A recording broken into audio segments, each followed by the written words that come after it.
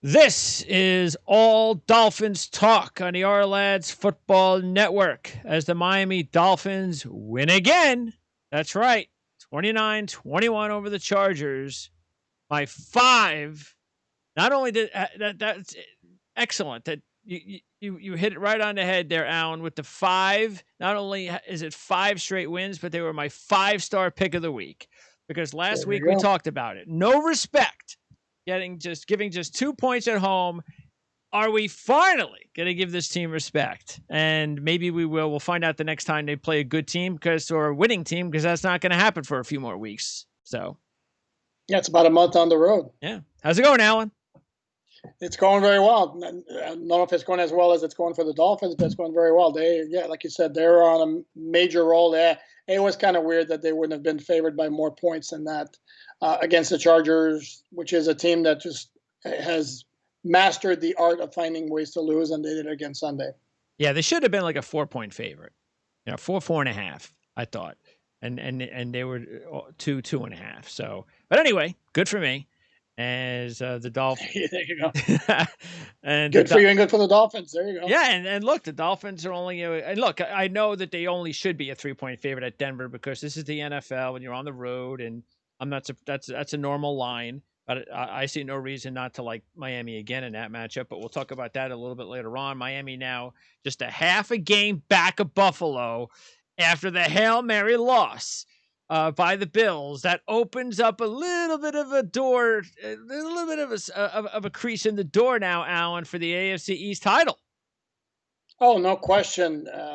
Yeah, the Bills looked like they were getting things back on track after they had a little bit of a lull, and then came back with that really nice win against Seattle. And then they looked like they had that game won after a really nice completion touchdown pass by Josh Allen in the final minute. And then lo and behold, and the crazy thing is DeAndre Hopkins makes that crazy catch.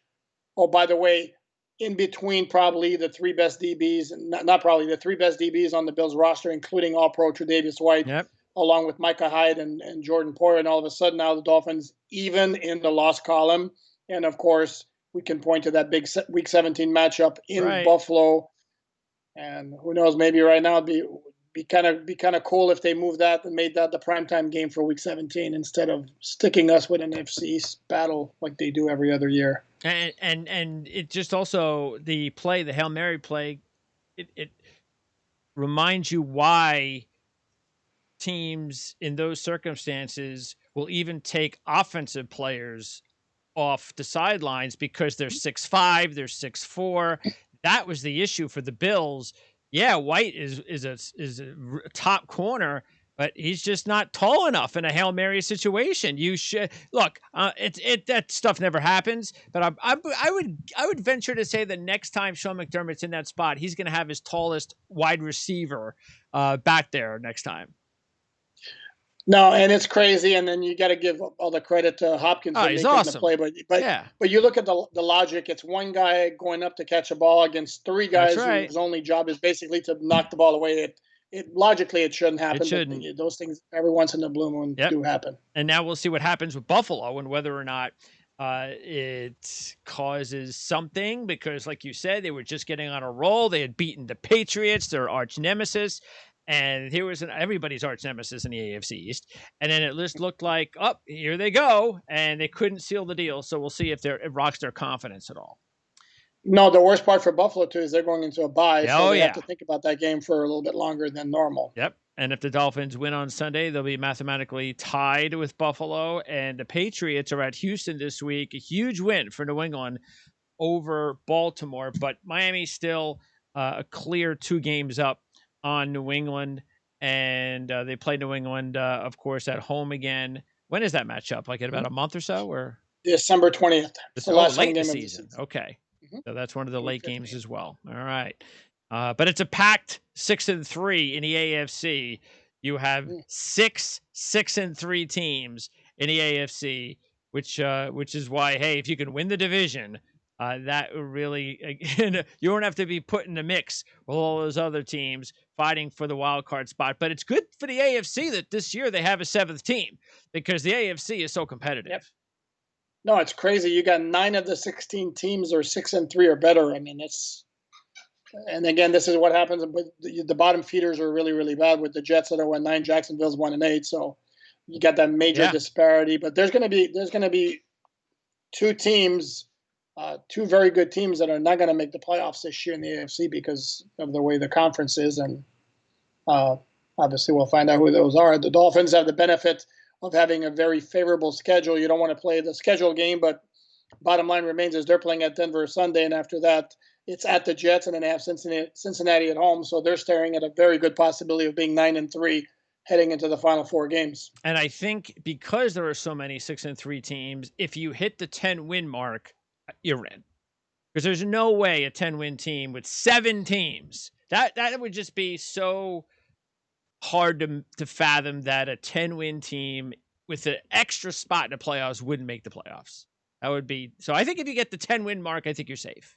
So Yeah, you would think, but I remember in 2008, which was the last time the Patriots didn't make the playoffs, they actually were 11-5. Now, I understand there were 6 teams in the playoffs in each conference that year, but still they were 11-5. So I'm not 100% sure that 10-6 gets you in this year. I think there very well might be a 10-6 team on the outside looking in. the good news is But that we'll see. when you take a look at all the other 6-3 teams, and we kind of touched up in this last week, and now that Baltimore has moved, even though Baltimore has moved into the 6-3 pile, I kind of think Miami right now could be. Now Indianapolis, they're playing pretty good. I might put Indianapolis 1 and Miami 2. I might actually move Miami ahead of Baltimore. I just think Baltimore's offense right now is just Lamar Jackson is just he's the only thing doing anything for the offense. I think Roman is in big trouble there. They're just not getting anything done offensively, and it cost them again Sunday night. No, and they were also running into injury problems, and then they lost Yes. Nick Boyle, who's their best blocking tight end, Yeah. who's gone for the Yep. year. Yep. Good point. So no, they did. You want to? I did this when you mentioned Indianapolis because I see them as trending up big time, but I Yes. see the Ravens being in a bit of a trouble spot here. Yep. All right, so Miami gets the job done, and it was incredible because this has happened now for the I don't even know if this is that.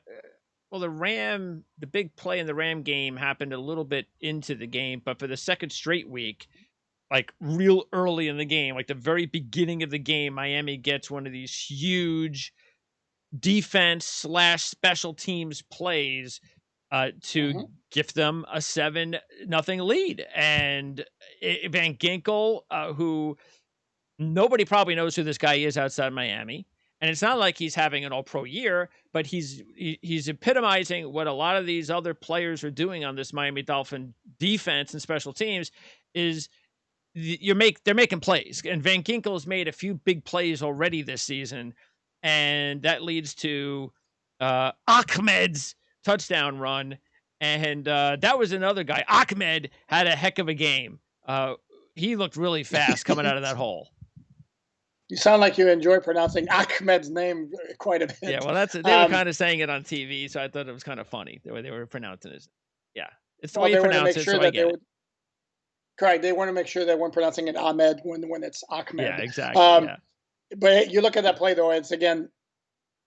I mean, I don't want to take any credit away from the Dolphins and the hustle of Andrew Van Ginkel on that play, but that play happens because the Chargers punter bobbled the snap, Sure. and that allowed Van Ginkel through effort to get the block. And this was a case of the Dolphins right now, and somebody else brought up the point is like, I mean, I know the Dolphins don't want to hear this, but they're very, very Patriot-like in that number one, it's not a team filled with stars. Number two, they do not beat themselves. Number three, they don't commit a whole lot of penalties. They have a whole bunch of players contributing without necessarily putting up big numbers. And Van Ginkel is one of those. I mean, he's been in the spotlight a little bit lately because he had the long fumble return for a touchdown against the Rams, and then he had the block punt against the Chargers. But then you mentioned Ahmed, and it's a guy who's basically started the season. He was with San Francisco. The Dolphins signed him from their practice squad, promoted him because he was doing so well in practice, and now he's their starter and performing very well. So it's a lot of what we saw, and for us in Miami who have seen New England dominate with that recipe for so long, that's nobody down here is going to complain about that. Yeah, you got to get 2 major components. Really 3. You need to get a really good general manager, a really good head coach, and a really good quarterback. And right now, the Dolphins, you have to feel real confident that you've got that. You've got that trio that is so hard to get in the NFL that very few teams do get. And the fact that they're getting it at an early stage, it's not like they're getting a coach who had a lot of success with another franchise or a quarterback that's in his fifth or sixth year. This is all new. And that's why it's so exciting. Yeah, and I think there was a lot of optimism after what they did last year. Hmm. As I mentioned many times, squeezing 5 wins out of that roster last year basically right there tells you Brian Flores can coach, because that roster was brutal. So now the next step was, okay, now what's he do with a little bit better team with better personnel, which is what they did in the offseason. I mean, they improved that roster like crazy without necessarily signing a bunch of huge names. There was Byron Jones, yes, but outside of that, they were, let's say, mid-level free agents. Uh, but the talent level is so much better than was last year. And then Flores is still doing his magic with the coaching.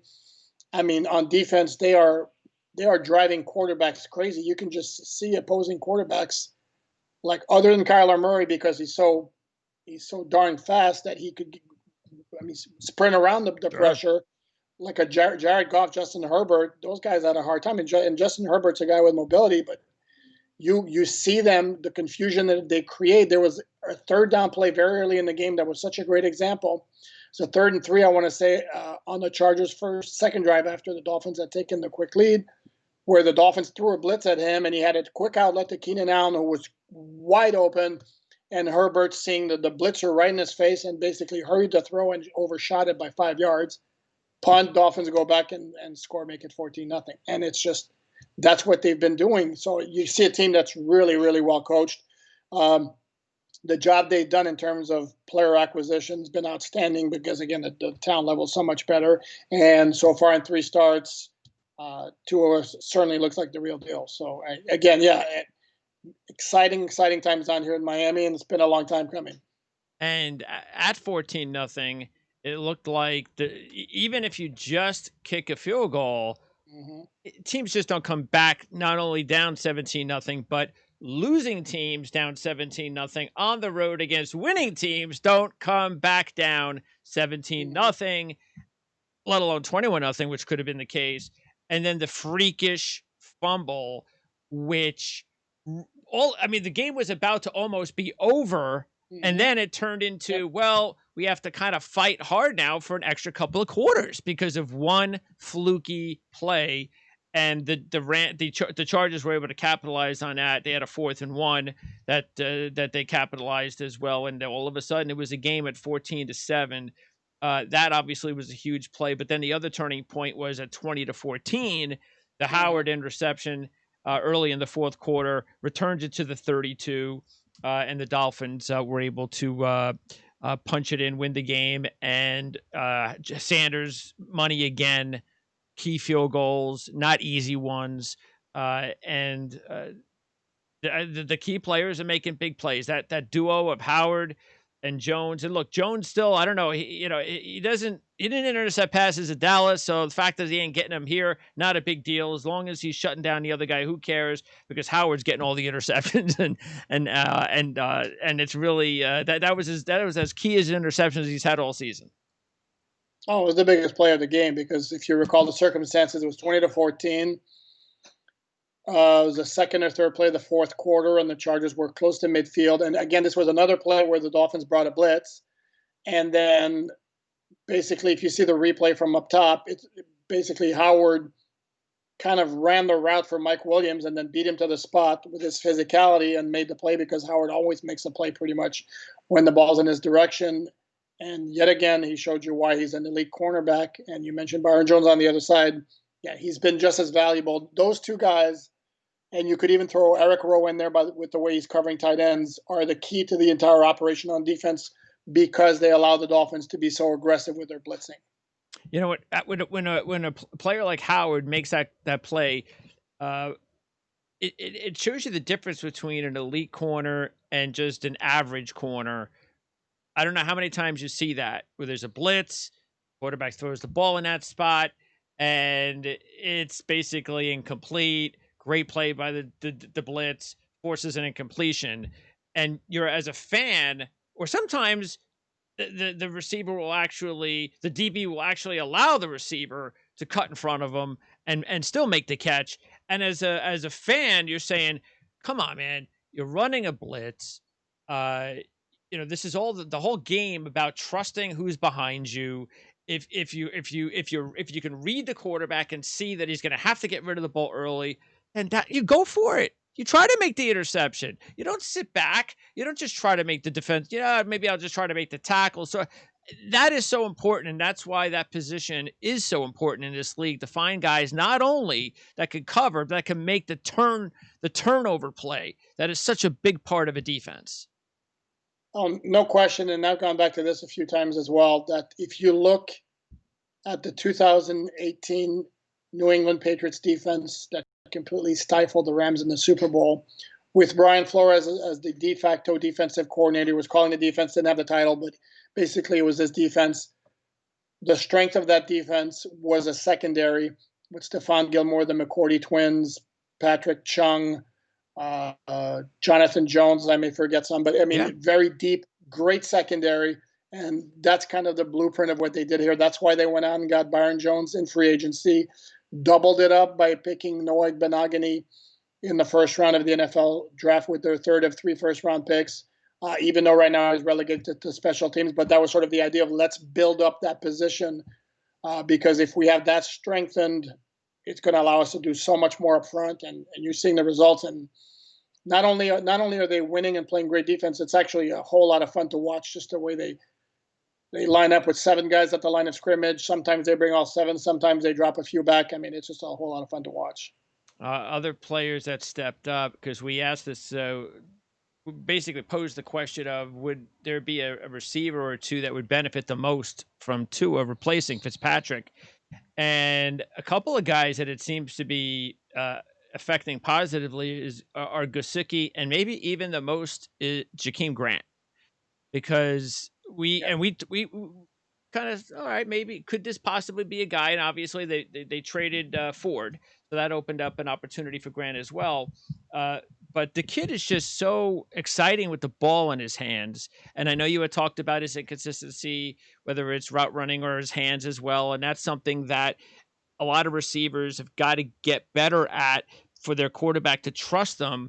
But so far, it looks like Grant is doing everything that he's supposed to be doing since Tua's taken over. And that is huge when you can get a fast playmaker the ball in his hands. Wow, that really is going to help this offense.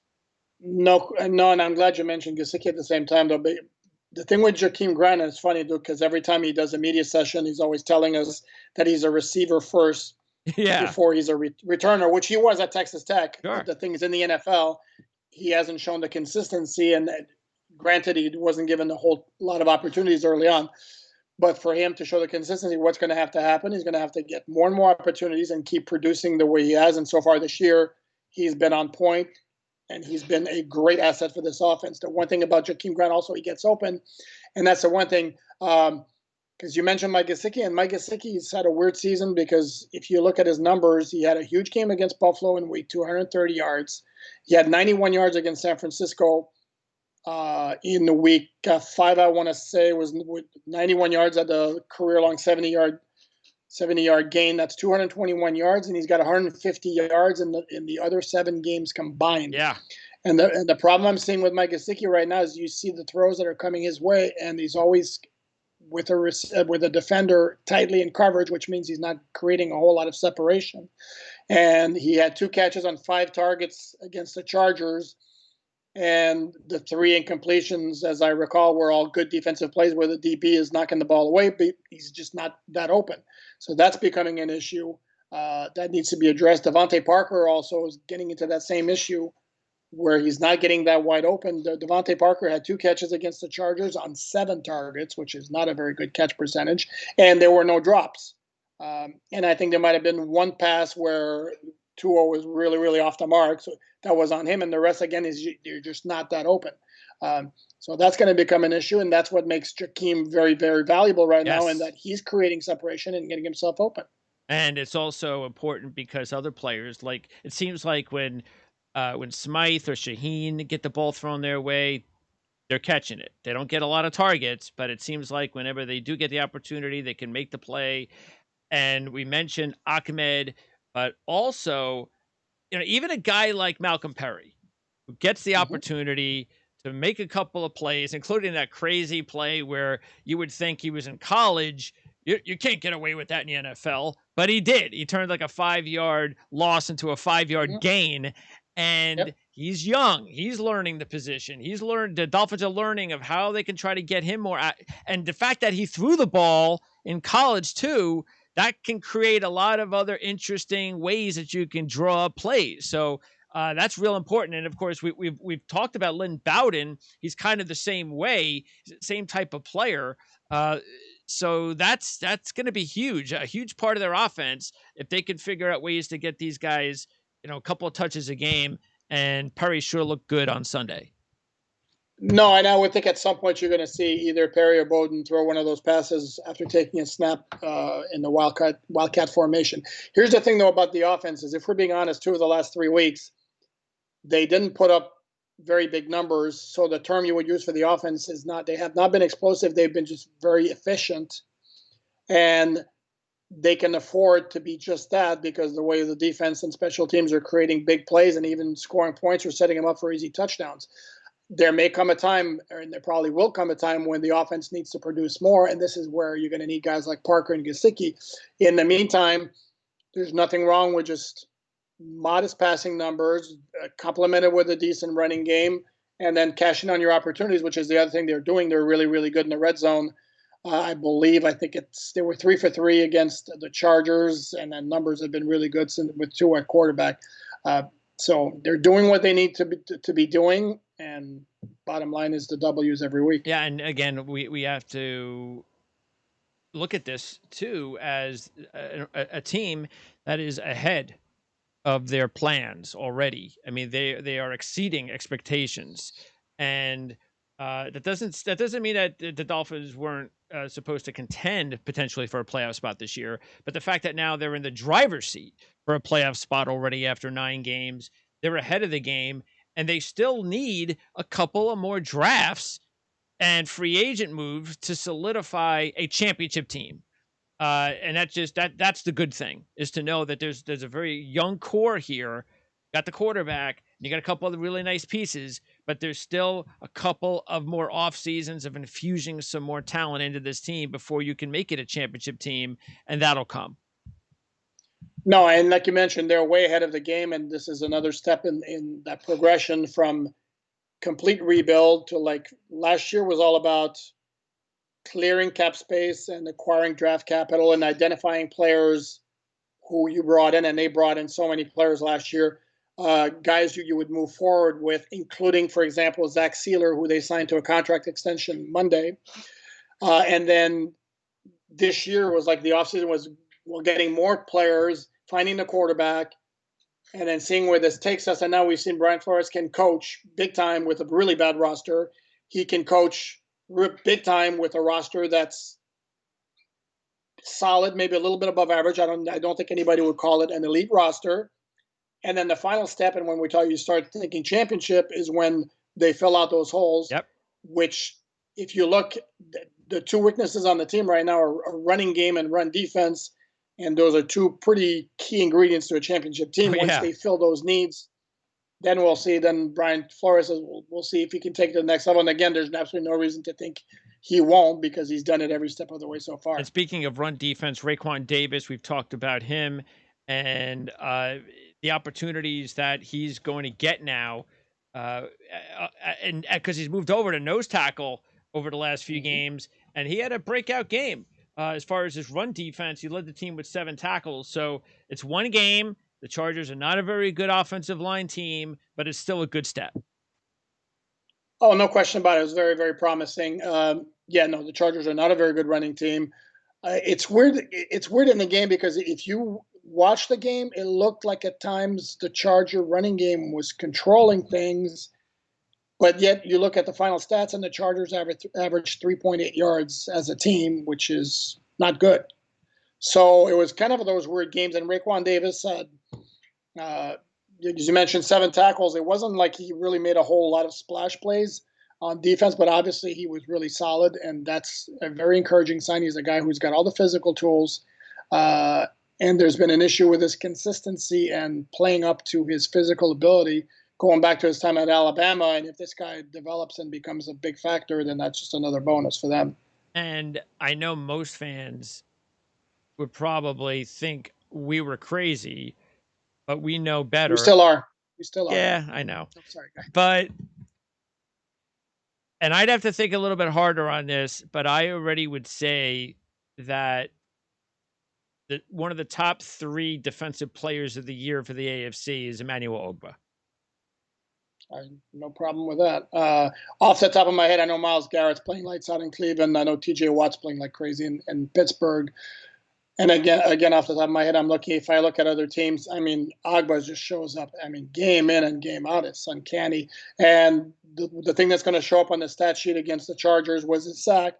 Well, that was what wasn't even his biggest play. His biggest play was when he tipped a 4th down pass at the line of scrimmage with about 6 minutes left in the 4th quarter when the Dolphins were leading 26-14 to basically wrap up the game because by the time the Chargers got the ball back, it was 29-14 and there were only a few minutes left. And even though they marched down the field, they had to by that time they had to recover an onside kick, which just doesn't happen in today's NFL.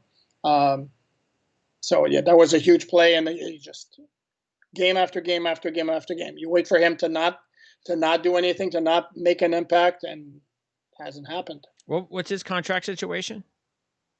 He's signed for this year and next year. Okay. I'm going to guess he's going to be in line for a contract extension at some point. And it would probably be wise in the offseason to give him a nice extension. Yeah, that would make sense. Yeah. I mean, especially the way he's playing. I mean, he's a young player too, so there'd be no reason not to.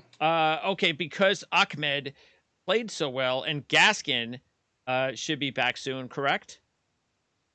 Gaskin has one more game he has to miss. But we have no timetable on his return. We don't know. Don't know for sure. Okay. No. But Howard was officially released. Mm-hmm. So that's not a surprise. Not a surprise. Not a surprise. Not at all. He was inactive. He was a healthy scratch for the 4th time in 5 games. His numbers, 28 carries, 33 yards. It just didn't work out. I don't know if it's a bad scheme fit or what, or the one free agent miss that they had this offseason because the other 10 are contributing to some level or another. Some, like crazy, as we mentioned, Agba, Byron Jones. That one was a whiff. And it happened. Not going to bat 1,000 every time.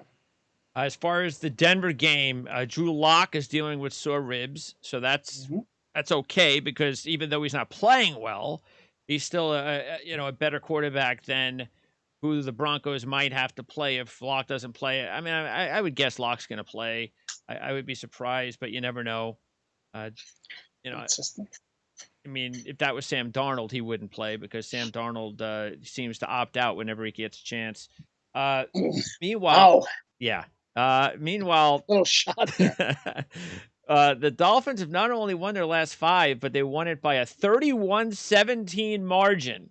In the NFL, where these games are supposed to be close every week, they've been winning their 5-game win streak by a 2-touchdown margin, and they're taking on a Denver team that's 1-3 in their last 4, losing those 3 games by a 38-18 margin.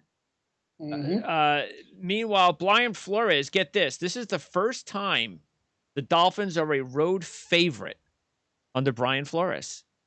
So we'll see how they handle that. Yeah, not surprising. Well, this is a game they should win. If there is one concern, though, because the Denver quarterback situation is bad. Lock's not having a good year, and the backups are Jeff Driscoll and Brett Rippon. Neither one of whom really should scare you much. But the thing is that the Broncos do run the ball well with Phillip Lindsay and Melvin Gordon. And again, the one bugaboo of the Dolphins on defense is stopping the run. So if there's one area of concern, that would be it. Logically, this is a game the Dolphins should win, but that would be the one area of concern. Yeah, this is one of those games where, and if the Dolphins lose, it would have to be the Broncos players stepping up and playing better than they have over the past 3 or 4 weeks, or even maybe 5 or 6 weeks because they're just not playing very well right now. They're not a very confident No. team, and the Dolphins are super confident. So it would have to be a combination of the Dolphins. All of a sudden there may be some bad plays for whatever, some concentration lapses while Denver's making all the plays. But other than that, Miami is clearly a better team than Denver at this point. The way that both teams are playing, marching into this one, we'll see what the weather's like. I don't know. I think it's okay. I haven't heard anything crazy, but that would be good. We don't want to see it snowing or any bad weather would be good for the losing team. So it's visually appealing, though. The football games in the snow, they're visually appealing. The one thing you mentioned, the possibility of a letdown, I would tell you under this coaching staff, that's really, really, really low on my list of concerns. That he's just not wired that way, and I don't see the Dolphins having that issue with Brian Flores as a head coach. He's just too. I mean, he is just too tunnel visioned. At the moment, always like knocking down every time there's any kind of talk of anybody getting happy with everything. He brings everything down. You never get a compliment without saying, well, still have a lot of work to do. I don't want anybody getting too happy with everything. Last week was a game that could have been in a situation where the Dolphins could have had a letdown following that big win at Arizona. Instead, they come out, get a sack on the second play of the game, then they get the punt block, and just like that. So I don't see that as ever being a factor as long as Brian Flores remains with the mindset that he has. And given his background, I don't see that changing anytime soon. And we'll close with a couple of kind of fluky trends. Brian Flores is 5-0 against the spread. His team is 5-0 against the spread when they take on an opponent coming off a double-digit loss. So pretty much when they face a team that's struggling, Brian Flores makes sure that he takes care of business. Just backing up what you said. There you go. And another more fluky trend, the Dolphins have covered 8 of the last 9 times before they play the New York Jets. Whatever I'm not that exactly means. sure what that speaks of, but it's interesting nonetheless. Yeah, whatever that means. So, by the way, it means I guess they're not they don't get caught looking ahead to the Jets too often. Yeah. I wonder why. Yeah. And here's an interesting one that I, as a Jet fan, that I was like, this is kind of weird. I have to look this up. And sure enough, I looked it up. The Jets, obviously, they played 9 games. Every team that they played, the next week, won.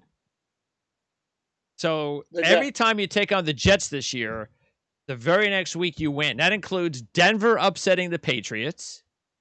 That includes the Patriots upsetting the Ravens.